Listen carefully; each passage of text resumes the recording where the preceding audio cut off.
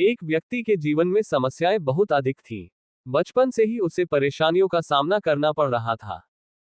पिता का देहांत हो चुका था और बचपन में ही माता, भाई बहनों के पालन पोषण की जिम्मेदारी उसके ऊपर आ गई थी।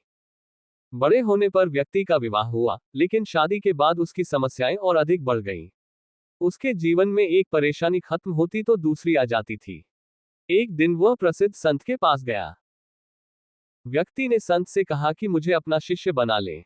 मैं परेशान हो गया हूं, बहुत दुखी हूं। संत ने कहा कि ठीक, तुम मेरे शिष्य बन जाओ। मुझे बताओ क्या परेशानी है।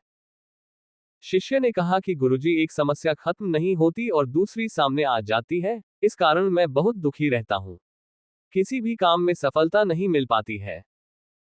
गुरु ने कहा कि ठीक है, मैं तुम्हारी समस्याओं का हल बता दूंगा। अभी तुम मेरे साथ चलो। गुरु नए शिष्य को लेकर नदी किनारे गए।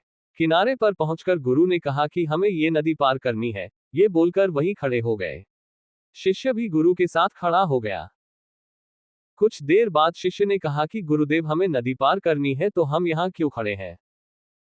गुरु ने जवाब दिया कि हम इस नदी के सूखने का इंतजार कर रहे हैं। जब ये सूखेगी हम इसे आसानी से पार कर लेंगे। शिष्य को आश्चर्य हुआ। वह बोला, गुरुजी, ये कैसी बात कर रहे हैं। नदी का पानी कैसे और कब सूखेगा। हमें नदी को इसी समय पार कर लेना चाहिए। संत ने कहा कि मैं तुम्हें यही बात समझाना चाहता हूं। जीवन में भी समस्याएं तो आती ही रहेंगी। हमें रुकना नहीं है, लगातार आगे बढ़ते रहना है। तभी तो हम उन्हें हल कर पाएंगे। आगे बढ़ते रहेंगे तो समस्याओं के हल मिलते जाएंगे। अगर रुक जाएंगे तो एक भी बाधा पार नहीं हो पाएगी। शिष्य को गुरु की बात समझ आ गई और उस दिन के बाद उसकी सोच बदल गई।